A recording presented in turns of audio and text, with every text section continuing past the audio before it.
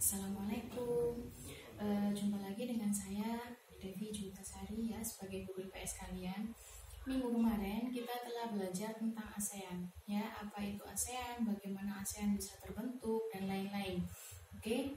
Nah, janji saya dari minggu kemarin itu hari ini kita akan membahas negara-negara ASEAN secara detail, secara lebih detail ya. Nah, negara yang akan kita bahas pertama yaitu negara kita sendiri, yaitu Indonesia.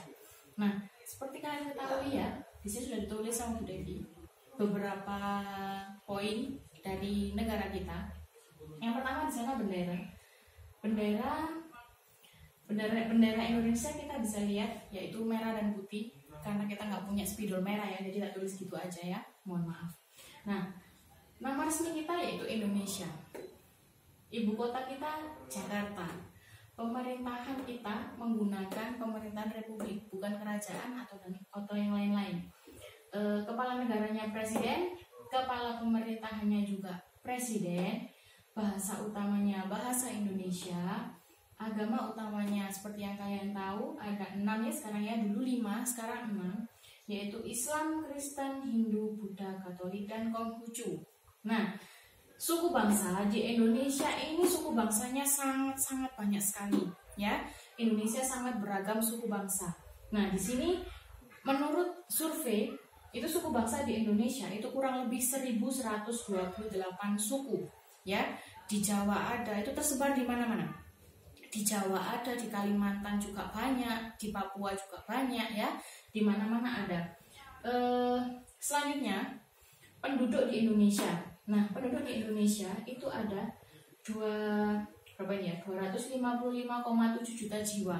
Nah, penduduk di Indonesia itu sangat banyak sekali ya. Jadi kepadatan penduduk di Indonesia itu lumayan tinggi jika dibandingkan dengan negara-negara lain di seluruh dunia. Mungkin Indonesia sekarang menempati peringkat ketiga atau 4 ya. Bisa kalian searching sendiri, sekarang Indonesia menempati kepadatan penduduknya nomor berapa, bisa kalian cari sendiri. Oke? Selanjutnya mata uang, sudah jelas sekali ya mata uang kita yaitu rupiah. Hari kemerdekaan kita juga sudah jelas sekali karena setiap tahun kita peringati yaitu pada tanggal 17 Agustus 1945. Selanjutnya yaitu lagu kebangsaan kita yaitu Indonesia Raya, itu juga sudah jelas sekali. Oke, nah di Indonesia ini seperti kalian lihat memiliki bentang alam ya. Bentang alamnya itu beraneka ragam sekali. Ada pegunungan, ada dataran tinggi, ada dataran rendah, lautan juga banyak ya. Karena negara Indonesia juga berbentuk kepulauan, danau-danau juga banyak sekali. Oke. Nah, letak Indonesia itu ada di mana? Secara astronomis dan secara geologis dan secara geografis juga itu ada. Letak Indonesia bisa dilihat dari 3 sisi itu ya, yaitu astronomis,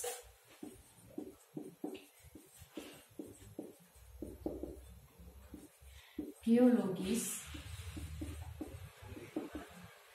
dan geografis. Nah, astronomis itu apa? Astronomis itu letak Indonesia dilihat dari garis lintang dan garis bujur. Ya, itu letak Indonesia secara astronomis, dilihat dari garis lintang dan garis bujur. Yang kedua, letak Indonesia secara geologis. Itu maksudnya bagaimana? Itu maksudnya letak Indonesia dilihat dari lempeng-lempeng bumi. Kita berada di mana?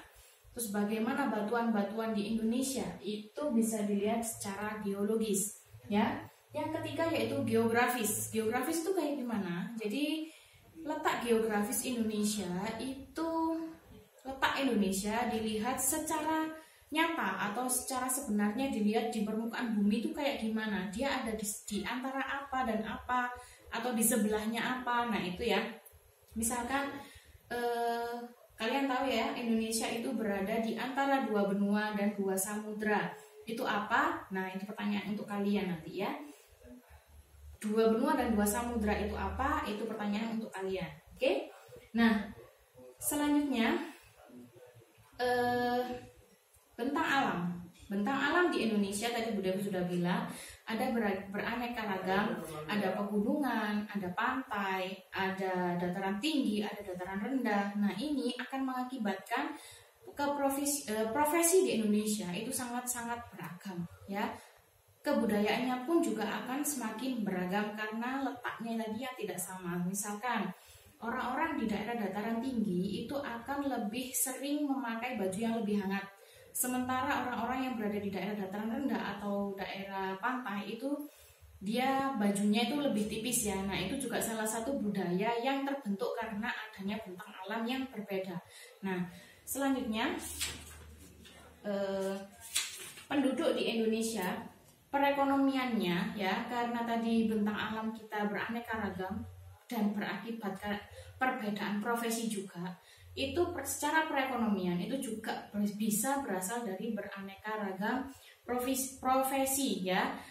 Kalau di dataran tinggi biasanya orang itu memiliki profesi sebagai tukang sayur, atau bukan tukang sayur ya, maksudnya berkebun sayur.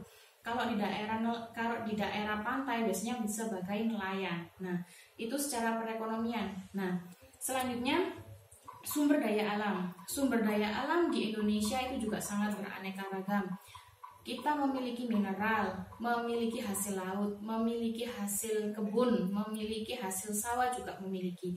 Jadi sebenarnya Indonesia ini memiliki sumber daya alam yang sangat-sangat beragam. Hanya saja mungkin masyarakat Indonesia kurang bisa mengolah itu ya. Nah, itu adalah tugas kalian ke depannya, bagaimana caranya mengolah sumber daya alam itu ya. Nah, kerjasama yang dilakukan Indonesia sebagai anggota ASEAN yaitu bisa secara bilateral, regional, dan multilateral. Oke.